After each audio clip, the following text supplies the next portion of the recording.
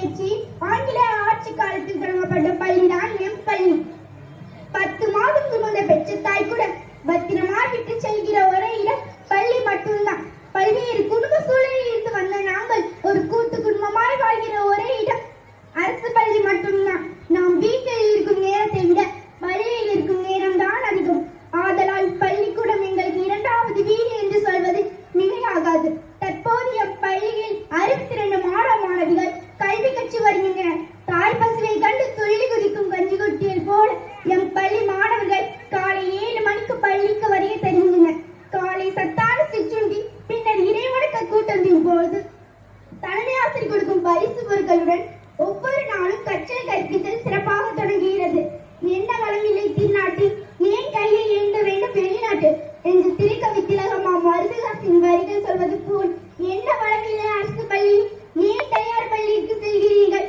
அரசு பள்ளியில் படிக்கும் அனைத்து மாணவர்களுக்கும் சீருடை, காலை சிற்றுண்டி, இலவச பாடநூல் புத்தகம், வண்ண பென்சில்கள், காலணிகள், மிதிவண்டி, முட்டையுடன் மதிய உணவு என அனைத்தும் கிடைக்கின்றது. மேலும் எண்ணமெழுத்தும் திட்டம், வாசிப்பு இயக்கம், தேன்சிட்டு, கலை திருவிழா, புதுமை பெண் திட்டம், தமிழ் புதல்வன், கல்வி உதவி தொகை, இது மட்டுமல்லாமல் தமிழ் மொழியில் பயின்றால் 7.5% இடஒதுக்கீடும் கிடைக்கின்றது. தற்போது இணையத்துடன் கூடிய மெய்நிக திறன்மிகு வகுப்பறை எனது பள்ளியில் கூடுதல் சிறப்பாகும். கற்றலை மேம்படுத்துவதற்காக உலகளாவிய செய்திகளை அறியும் வண்ணம் சூரிய மின்சாரம் மூலம் தொலைக்காட்சி வசதி செய்யப்பட்டுள்ளது. எம் பள்ளி மாணவர்கள் சமீபத்தில் நடந்த கலை திருவிழாவில் 3 போட்டிகளிலும் முதலிடத்தை பிடித்தனர். மேலும் மாவட்ட வட்டார அளவில் 3 போட்டிகளிலும் தேர்வான ஒரே பள்ளி எம் பள்ளி என்று மகிழ்ச்சியுடன் தெரிவித்துக் கொள்கின்றேன்.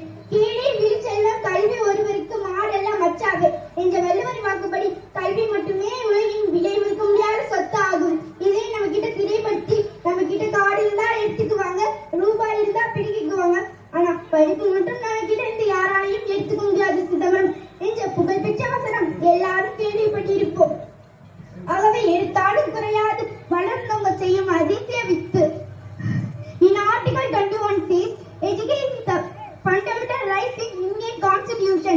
English proverb says, education is the most powerful weapon which you can change the world. Quote by Nelson Mandela.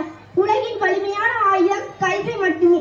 கல்வி முறையாக பயன்படுத்தினா இந்த உலகையே மாற்றலாம். காணி நிலம் வேண்டும் பராசக்தியே, காணி நிலம் வேண்டும். அங்கு அழகிய நண்பாடங்கள் தேடியும் 10-12 தென்னை மரங்களும் வேண்டும் என்ற பாரதியாரின் கனவை போ என் பள்ளிக்கு காணி நிலம் வேண்டும்.